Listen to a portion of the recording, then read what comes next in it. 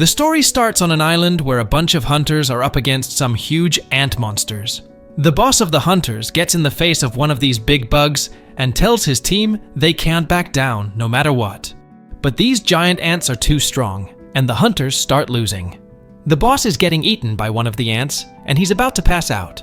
Just when things look really bad, a guy comes out of nowhere and saves the boss from being ant lunch. This guy has some crazy strong healing powers that bring the boss back from the brink. The leader lets out a yell as he sees another man about to be ambushed, but in a flash, the man is saved, and he signals his buddy to join the fight. This next guy is a total powerhouse, throwing the monsters around like they're nothing. They watch in awe as it becomes clear that these new guys are top-tier S-rank hunters.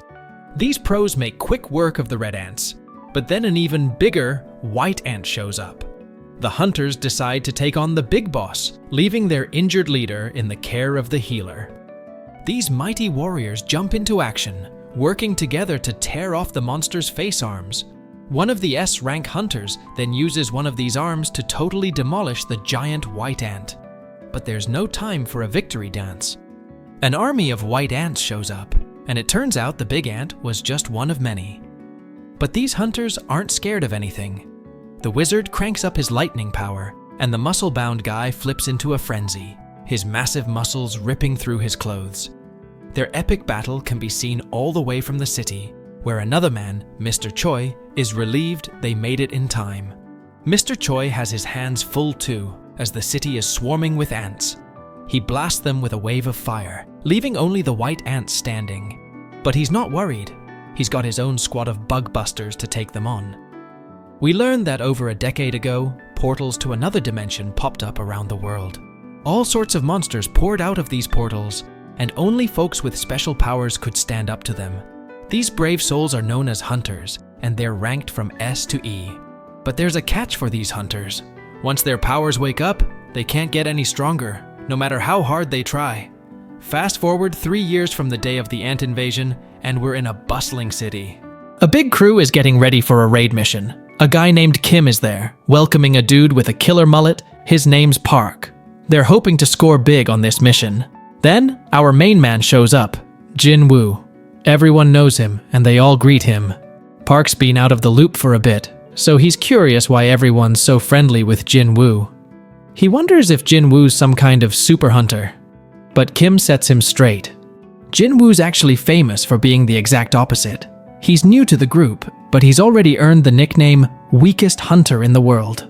Jinwoo even got hurt in an easy E-rank dungeon and ended up in the hospital. The guys try to keep their chat quiet, but Jinwoo hears everything. He can't deny any of it. Just then, a girl named Joo-hee shows up. She's bummed to see that Jinwoo's been hurt again. He was the only one who got injured on an E-rank mission, and they didn't even have a healer because they thought the mission would be so simple and no one would get hurt. Joo-hee is ticked off at the team, but Jinwoo has come to terms with his weakness. He's used to it by now. But there's no time for a sob story. The next mission is about to kick off.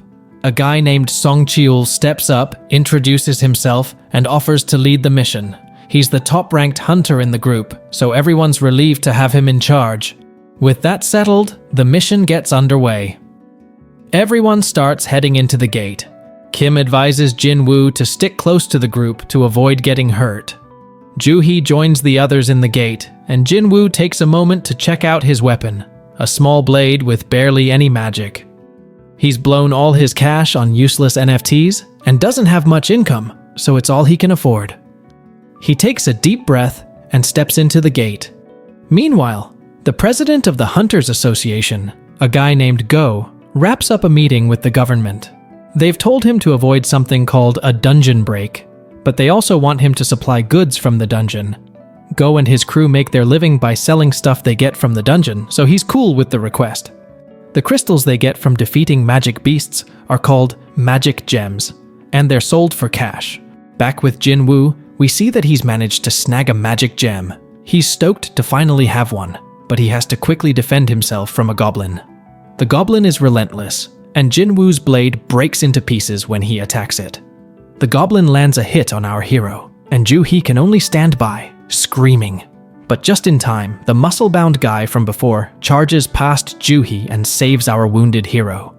Park then moves on to tackle the next beast, leaving Joo-hee to tend to Jinwoo's wounds. Turns out, she's not as useless as she seemed. While Joo-hee patches him up, Jinwoo can only watch as the rest of the team takes care of business. We learn that magic gems, which are obtained from high-ranking magic beasts, can be used to craft powerful weapons to take down even stronger beasts. Mana crystals from the dungeon can also be used as weapons, but they're not as effective as the magic gems. The government sees these items as a new source of energy. It's safer, more efficient, and cleaner than any other power source, making it the perfect green energy. Back in the dungeon, the team is celebrating their victory over the dungeon boss. Jinwoo, however, is still recovering from his injuries. Joo-hee is still healing him, and she can't help but wonder why he chose to become a hunter when he's always getting hurt and could meet a tragic end any day. Jinwoo apologizes, but his words don't do much to ease her worries. After the battle, everyone collects their loot, but there aren't many mana crystals. They probably won't make much money from this raid. In the aftermath of their latest adventure, Jinwoo can't help but feel a twinge of disappointment. All that risk, all that danger, and all he has to show for it is a measly E-rank gem. Doubt begins to gnaw at him. Is this really worth risking his life for? Suddenly, one of the crew stumbles upon a hidden cave. Could it be? A double dungeon? It's a tantalizing possibility. They've already defeated the boss, yet the dungeon remains open. The excitement is palpable. But Sung, ever the voice of reason, urges caution. They should report this to the Hunters Association, he insists, and follow their guidelines.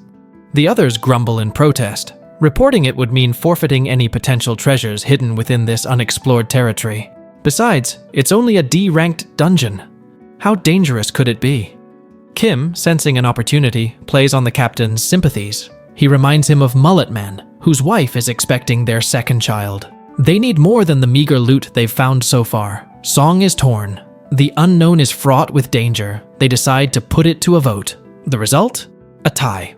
The deciding vote falls to Jinwoo. As they wait for his decision, Jinwoo contemplates his predicament. A D-ranked dungeon is perilous for him, but with his father missing, he's the sole breadwinner for his family. His sister needs to go to college. Jinwoo is desperate for money. With a heavy heart, he casts his vote. They're going in. Back in the heart of the city, a mysterious man is instructed to place his hand on a dark crystal. A woman, engrossed in her research, taps away at her computer before beckoning the next person forward. This isn't just any gathering. It's a testing ground to measure the strength and rank of potential hunters. Mr. Choi, a man of influence, receives the news that they've successfully recruited a B-rank hunter and 2 C-rank hunters.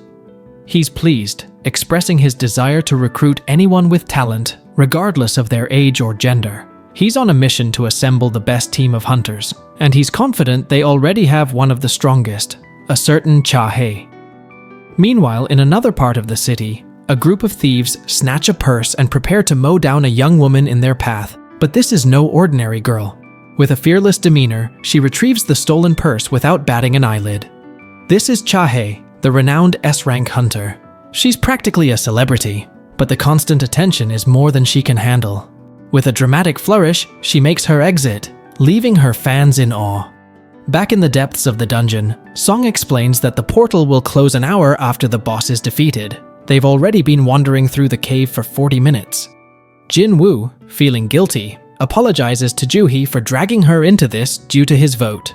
But Joo-hee is more concerned about Jinwoo's reckless disregard for his own life. She scolds him, reminding him of how close he came to death. It's only thanks to her healing abilities as a B-rank healer that he survived. Jinwoo is remorseful, and Joo-hee suggests a way he can make it up to her, by treating her to a meal next time. Jinwoo is taken aback by her boldness, but their conversation is cut short when the team stumbles upon the boss room. The sight of the massive doors is unsettling. It's not often you come across such a spectacle. Kim, however, is undeterred. He's not leaving without a fight, and the rest of the team rallies behind him. Meanwhile, back in the city, a group of hunters are undergoing an orientation. They watch a video featuring Go, who explains that the portal has been around for over a decade, yet many of its mysteries remain unsolved.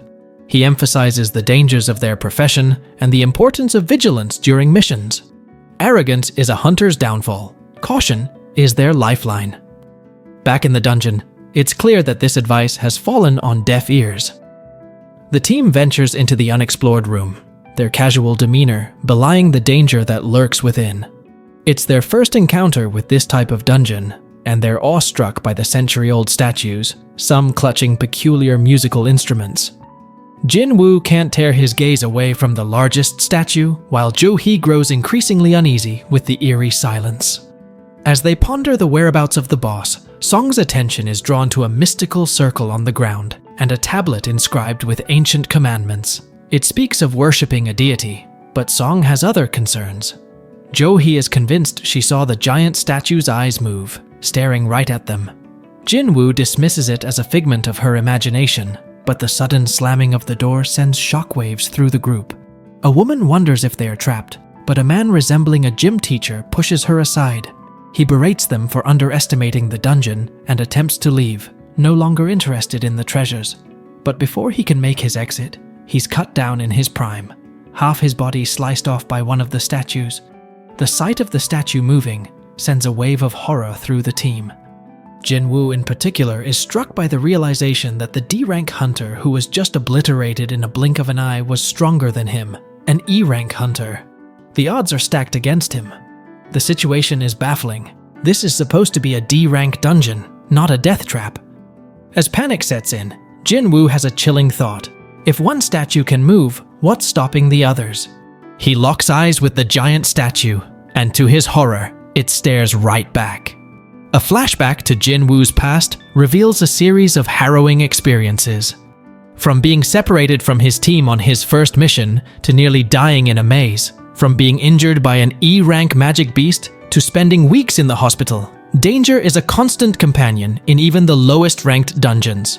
Unlike other hunters who use their earnings from gems to upgrade their weapons, Jinwoo only has a cheap knife. If it breaks, he's left to fight with his bare hands. Back in the present, Jinwoo senses the imminent danger from the giant statue. But his warning comes too late.